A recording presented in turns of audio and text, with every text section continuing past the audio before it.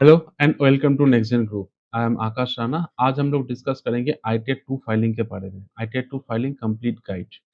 तो चलिए वीडियो के एंड तक रहिए और अपना आईटीआर 2 फाइलिंग कंप्लीट कीजिए आज मेरे साथ।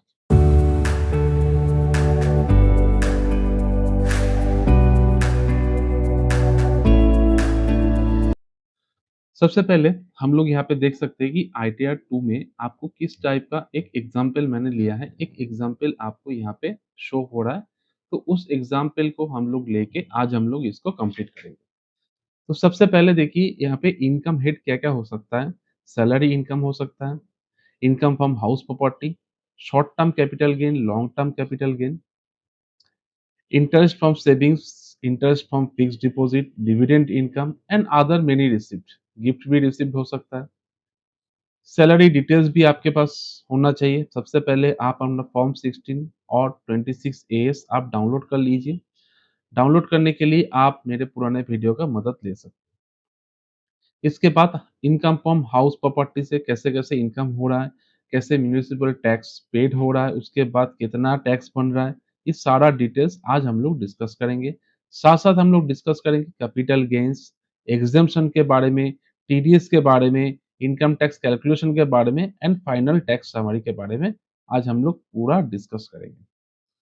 तो चलिए यहाँ पे मैंने इसको टोटल आपके लिए एक्सेल में मैंने आप लोगों को यहाँ पे शो किया है।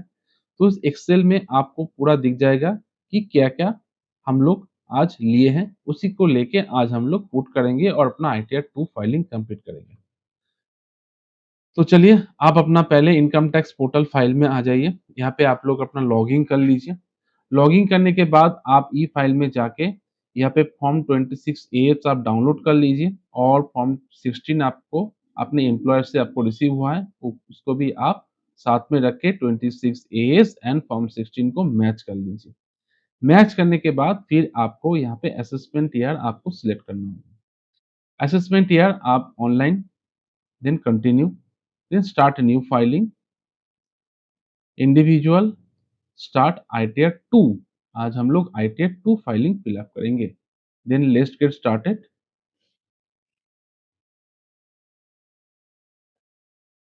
सबसे पहला वाला जो ऑप्शन है income is more than basic exemption limit, इसी को सिलेक्ट रख के हम लोग कंटिन्यू करेंगे। देन आपको फर्स्ट जो जनरल टैब है यहाँ पे आपको फर्स्ट जनरल इंफॉर्मेशन मैंडेटरी इसी को रखना है। सेकेंड ऑप्शन को आपको नहीं रखने से भी चलेगा। देन इनकम आपको सिलेक्ट करना है अभी कौन सा हेड में आपको आईटीआर फाइलिंग करना है। सबसे पहले आपका मैंडेटरी है शेड्यूल सैलरी, हाउस प्रॉपर्टी। अच्छा, आज हम लोग कैपिटल गेन्स लेंगे।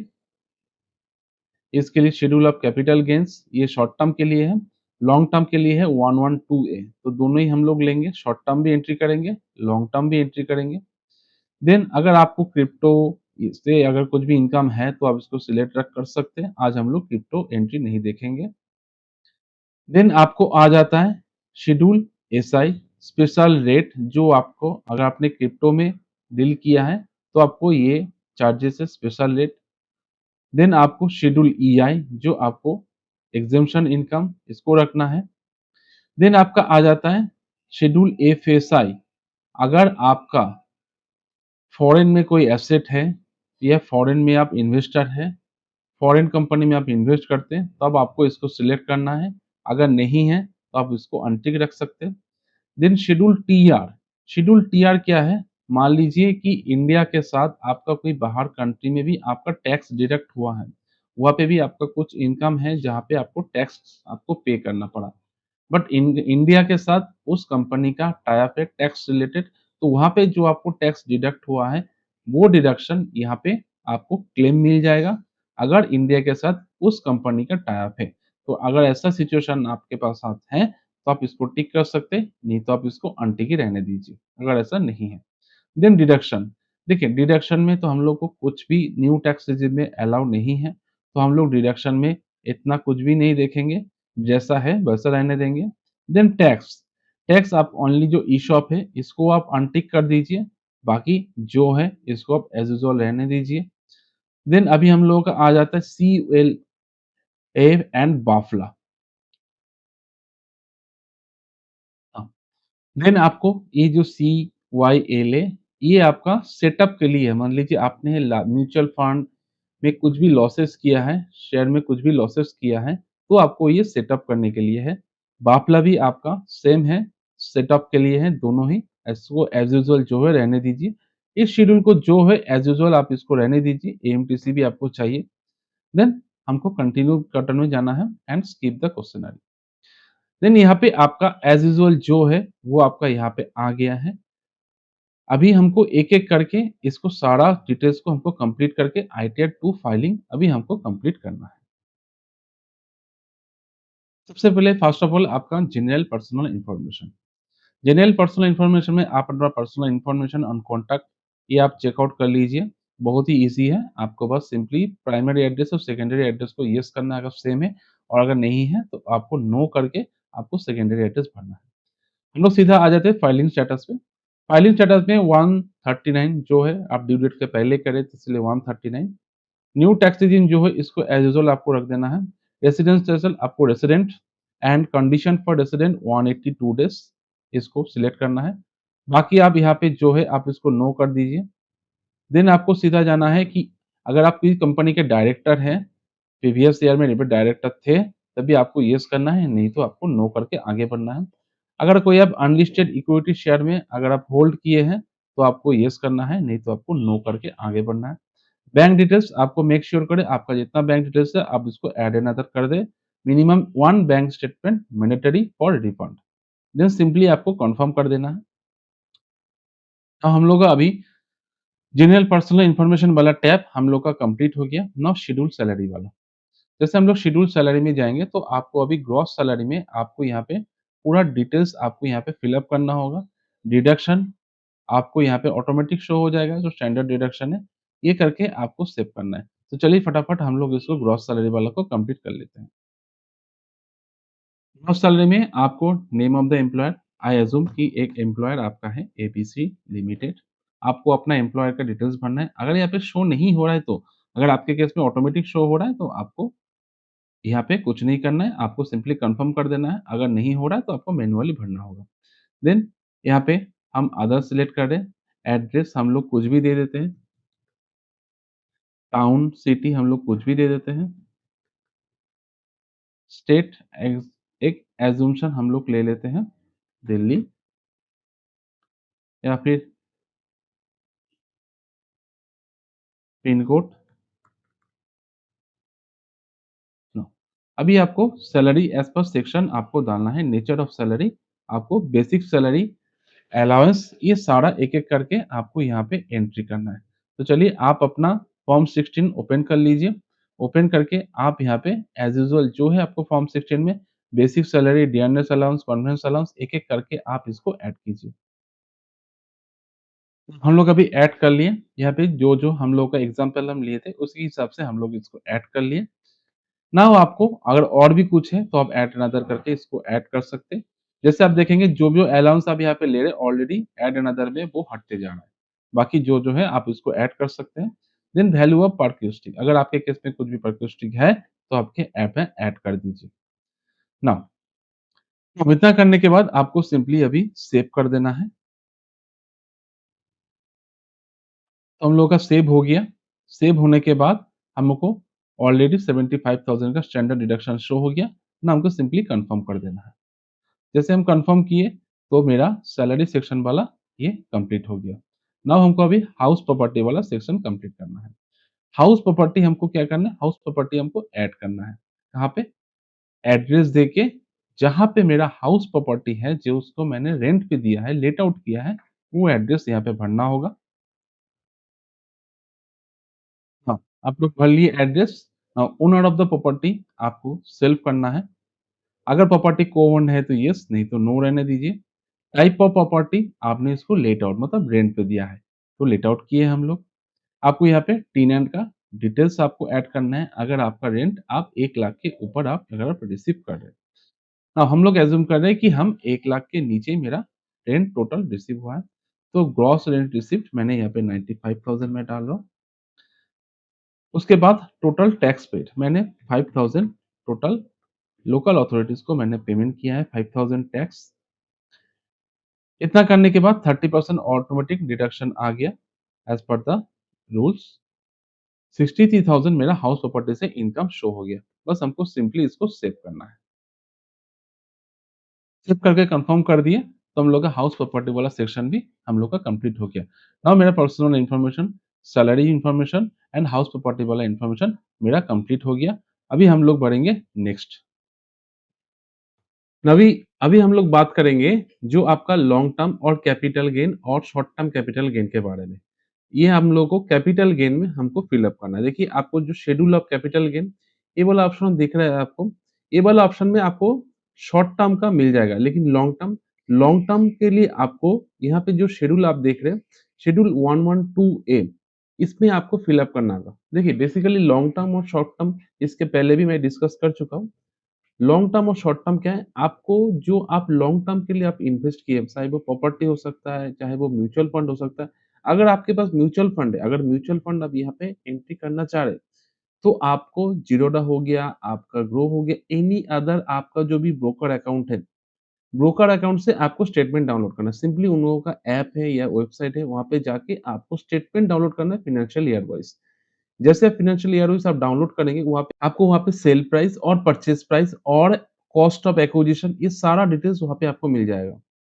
इसके पहले मैंने आपको दिखाया आईटीआर 2 वाला एक वीडियो में, मैं उसका लिंक डिस्क्रिप्शन में दे दूँगा, उसका भी मदद आप ले सकते हैं। आपको उसी एक्सेल को आप यूज़ करके आपको यहाँ पे डिटेल्स एंट्री करना है। जैसे पहले हम लोग लॉन्ग टर्म वाला कर लेते हैं। लॉन्ग टर्म के लिए हमको क्या जाना है 112A। जैसे हम 112 में गए, यहाँ पे ऐड अनदर में गए, सिलेक्ट करना है 31st जनवरी 2008 आफ्टर आफ्टर 31st जनवरी 2018 आपको सेव करना है। इसे सिलेक्ट कर लिया। यहाँ पे आपको टोटल देखिए आपको सेल वैल्यू और cost of acquisition and expenditure सारा डिटेल्स यहाँ पे आपको मिल जाएगा। जैसे आपको यहाँ पे आपको सेल वैल्यू आपको डालना है। फर्स्ट ये जो ऑप्शन आप देख रहे हैं, यहाँ पे आप अपना सेल वैल्यू डाल लीजिए। मतलब जितना में आप उसको सेल की, ये भी अमाउंट आपको जो आप स्टेटमेंट डाउनलोड किए वहीं पे आपको दिख जाएगा। मैं अज़्यूम कर रहा हूँ कि आपका ये सेल वैल्यू आपने सेल किया है 1,55,000 में। ये एक लॉन्ग टर्म आपका म्यूचुअल फंड था, आपने सेल किया इसको 1,55,000 में। फिर आपको कॉस्ट ऑफ एक्विजिशन आपको ये आपने इस कितना में परचेज़ किया था? अज़्यूम आपने इसको 92,000 में आपने इसको परचेज़ किया था। मैं लॉन्ग टर्म के लिए बात कर रहा हूँ, जो जो शेयर आप 1 साल से ज़्यादा आप उसको होल्ड करके रखे हैं। वहाँ पे आपको एक्सपेंडिचर भी दिख जाएगा। मान लीजिए आपको इसमें ब्रोकर चार्जेस लगा था ₹120, 120 रुपीज़ आपको ब्रोकर चार्जेस लगा। बस इतना आप फिल अप कर ली, जो एक्सेल में था उसी को देख के आपको यहाँ पे डाटा पुट करना है। आप यहाँ पे सेव कर लीजिए। जैसे सेव कर ली, यहाँ पे परफेक्टली यहाँ पे आ गया आपका शेड्यूल 112 मतलब लॉन्ग टर्म गेन। अब इसको कन्फर्म कर दिए। जैसे कन्फर्म किए, ये वाला आपका टिक हो गया। अभी आपको जैसे आप कैपिटल गेन में जाएँगे, देखिए आपको ऑटोमैटिकली लॉन्ग टर्म वाला यहाँ पे ऑटोमैटिकली शो हो गया। मतलब आपको एक्स्ट्रा इसको ऐड नहीं करना है, एक्स्ट्रा उसको एंट्री नहीं करना है और। आपने उस वहाँ पे जो आपने एंट्री किया, यहाँ पे आपका ऑटोमैटिकली आ गया। बस हमको ये जो शॉर्ट टर्म वाला कैपिटल गेन है, इसको हमको एंट्री करना है हमको। यहाँ पे जो आपने 11A वाला मतलब आपके पास म्यूचुअल फंड है, हम लोग एग्ज़ाम्पल लिए थे स्टार्टिंग में कि आपने आपके पास म्यूचुअल फंड है, आपने शॉर्ट टर्म में और लॉन्ग टर्म में आपने इसको सेल किया है। तो मान लीजिए हम लोग अभी इसको ऐड अनदर करेंगे। सेक्शन आपका 111A एक ही सेक्शन आपका रहेगा। Simply full value of consideration मतलब आपको क्या करना है, आपको जो एक्सेल आपके पास है, वहाँ पे शॉर्ट टर्म आपको चेक करना है। मतलब लॉन्ग टर्म आपका हो गया, सेम वे में वहाँ पे आपका शॉर्ट टर्म भी रहेगा। सेम आपको वहाँ पे लिखा रहेगा शॉर्ट टर्म। तो आपको अभी फुल वैल्यू आई अज़्यूम कि आपने 65,000 का सेल हुआ है आपको। म्यूचुअल फंड आपने सेल किया है। जो आपने उसको परचेज़ किया था शॉर्ट टर्म में आपने 58,000 में आपने उसको परचेज़ किया था। फिर आपको एक्सपेंडिचर कुछ भी अगर लगा आपको यहाँ पे ऐड करना है। मान लीजिए आपको ₹50 आपका एक्सपेंसेस लगा। देन आपको अभी इतना आपका बन के आ गया 6950 आपका प्रॉफिट। देन हम लोग इसको सेव कर दिए। नाउ तो हम लोग का शेड्यूल 111 ए भी हो गया, 112 ए भी हो गया, दोनों ही हम लोग का कंप्लीट हो गया है, शॉर्ट टर्म और लॉन्ग टर्म वाला। अभी हम लोग इसको सिंपली कन्फर्म करेंगे। कन्फर्म कर दिए तो हम लोग का कैपिटल गेन्स वाला पार्ट अभी पूरा कंप्लीट हो गया। कैपिटल गेन्स वाला पार्ट लॉन्ग टर्म और शॉर्ट टर्म दोनों ही कंप्लीट हो गया। अब अभी हम लोग कंप्लीट करेंगे अदर इनकम वाला। अदर इनकम वाला हम लोग अभी कंप्लीट करेंगे। यहाँ पे एग्जांपल हम लोग लिए interest from savings bank account, interest from fixed deposit, dividend income and gift received from relative. ये अदर इनकम लेके आज हम लोग इसको कंप्लीट करेंगे।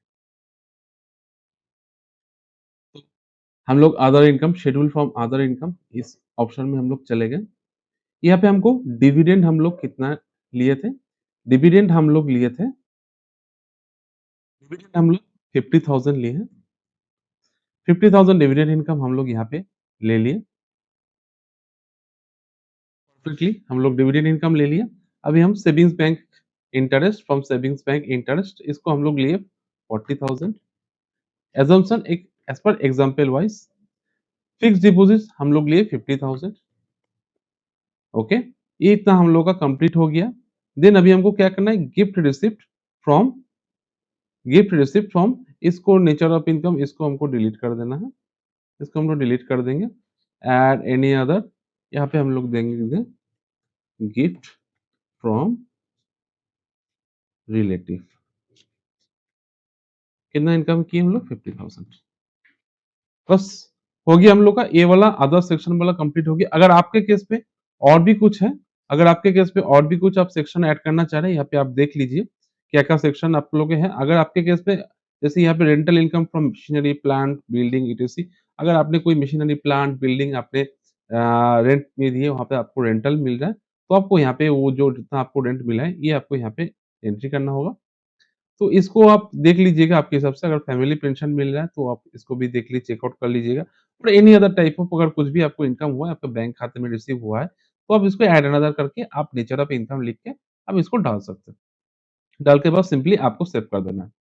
बस ये ध्यान रहे आपके पास पूरा साल भर में आप उसका हिसाब रख के यहाँ पे एंट्री कीजिए। जो भी आपके बैंक खाते में रिसीव हुआ है, सारा हिसाब रख के आप इसको एंट्री कीजिए। बस हम लोग इसके आगे बढ़ते हैं। ये हम लोग का एंट्री हो गया। देन अभी हमको अ, और भी यहाँ पे कुछ जैसे देख सकते हैं इनकम फ्रॉम एक्टिविटी ओइंग और मेंटेनेंस रेस हॉर्स, मतलब अगर कोई रेस हॉर्स भी में इंटरेस्ट रखते हैं वो और वहाँ से आपको पैसा मिला है, तो आप यहाँ पे आप उसको डिटेल्स लेके आप रिसीव कितना अमाउंट डिडक्टेबल, मतलब कितना आपको खर्चा हुआ है टोटल, और प्रॉफिट अंडर चार्जेबल, ये सब ऑटोमेटिक आ जाएगा। तो ये आप एंट्री कर सकते हैं, आप आपके हिसाब से चेकआउट कर लीजिएगा। देन सिंपली आपको अभी इसको कंफर्म कर देना है। जैसे हम लोग कंफर्म किए तो हम लोग का ये आधा चोटचीज वाला ये भी हम लोग का टैब कंप्लीट हो गया। अभी बारी आता है हम लोगों को जो लॉसेस है हम लोगों को, मान लीजिए आपका म्यूचुअल फंड में जो लॉसेस हुआ है, उस लॉसेस को सेटअप करने के लिए। लॉसेस हो सकता है, तो हम लोग सबसे पहले अभी शेड्यूल CYLA मतलब ये करंट ईयर जो लॉसेस है, यहाँ पे हम लोग अभी चेक करेंगे। अगर आपके केस में कुछ भी लॉसेस है, मतलब आपको शॉर्ट टर्म कैपिटल में आपका कुछ भी लॉसेस हुआ है, तो आप इसको यहाँ पे ऑप्शन को येस करके आपको जो-जो सिनेरियो में आपको लॉसेस हुआ है, वो लॉसेस आपको यहाँ पे एंट्री करना है। कुछ जो भी आप देख सकते हैं, यहाँ पे जो ऑप्शन ओपन हो गया, शॉर्ट टर्म कैपिटल गेन में आपका जो भी लॉसेस हुआ है, आप इसको एंट्री कर सकते हैं। या फिर लॉन्ग टर्म कैपिटल गेन में आप यहाँ पे जो भी आपका करंट ईयर में आपका जो-जो लॉसेस हुआ है, जिस केसेस में जो लॉसेस हुआ है, वो लॉसेस आप यहाँ पे एंट्री कर सकते हैं। अगर आपको बस लॉसेस नहीं है, तो उसको सिंपली नो करके आपको इसको कन्फर्म कर देना है। देन आ जाता है बाफला। बाफला बेसिकली क्या है, आपको अगर पुराना ईयर में जो भी लॉसेस हुआ था, उस लॉसेस को आपको कैरी फॉरवर्ड करके इस साल में आपको अगर एडजस्ट करना है, तो उसको बोला जाता है बाफला।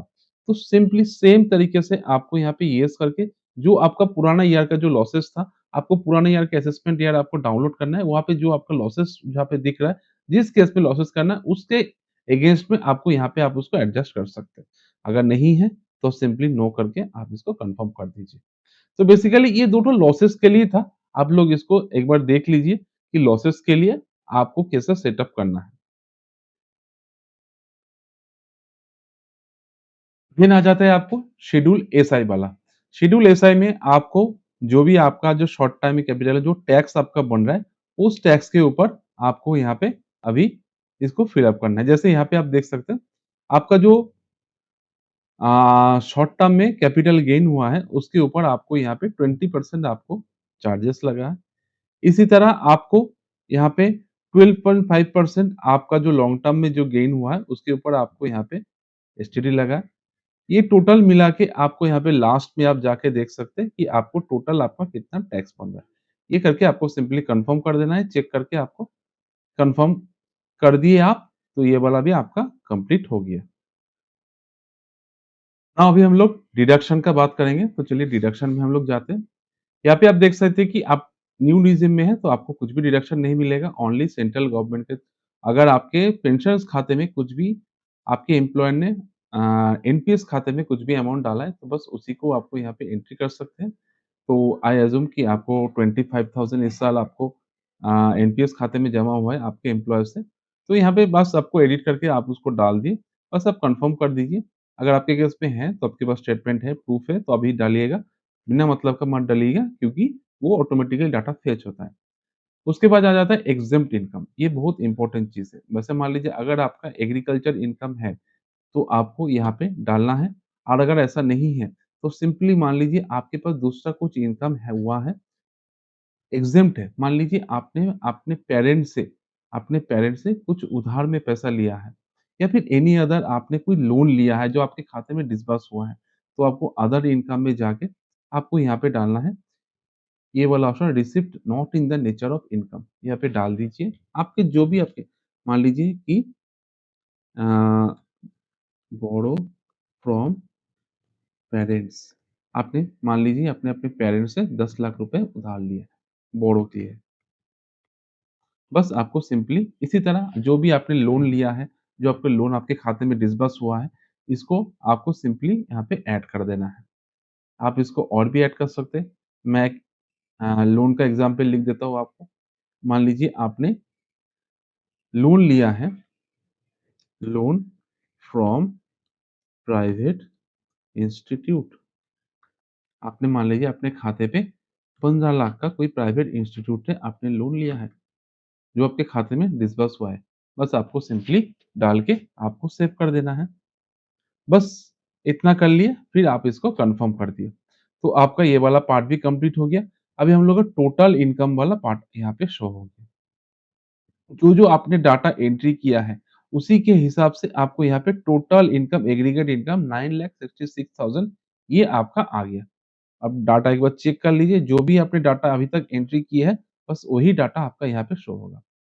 हम लोग इसको कन्फर्म कर दिए, देन हमको टैक्स जो इतना बन रहा है, जो हम लोग का टैक्स बन रहा है मतलब आपका जो टीडीएस कटा है, आपको टीडीएस यहाँ पे एंट्री करना है। अगर कोई भी आपका टीडीएस नहीं कटा है सैलरी से, तो आपको यहाँ पे एंट्री नहीं करना है। अगर कटा है तो ऑटोमेटिक आ जाना चाहिए, नहीं आता है तो आप टीडीएस सर्टिफिकेट लेके आप इसको ऐड कर सकते हैं और एनी अदर सोर्स से अगर कुछ भी आपका टीडीएस कटा है, तो आपको यहाँ पे ऐड एंड अदर करके एंट्री आप कर सकते हैं। कोई भी एनी अदर सोर्स मतलब टीडीएस मतलब कोई भी आपने अगर हाउस बिल्डिंग परचेज़ किया है, आपको वहाँ से टीडीएस कटा है, उन लोग आपके खाते में जमा कर दिए टीडीएस में, तो अब यहाँ पे उसको टीडीएस सर्टिफिकेट लेके आप इसको एंट्री कर सकते हैं। करने के बाद आपको यहाँ पे कन्फर्म कर देना है और हाँ, अगर आपको कुछ भी आपने एडवांस भी टैक्स दिया है, तो एडवांस टैक्स भी आप यहाँ पे एंट्री कर सकते हैं।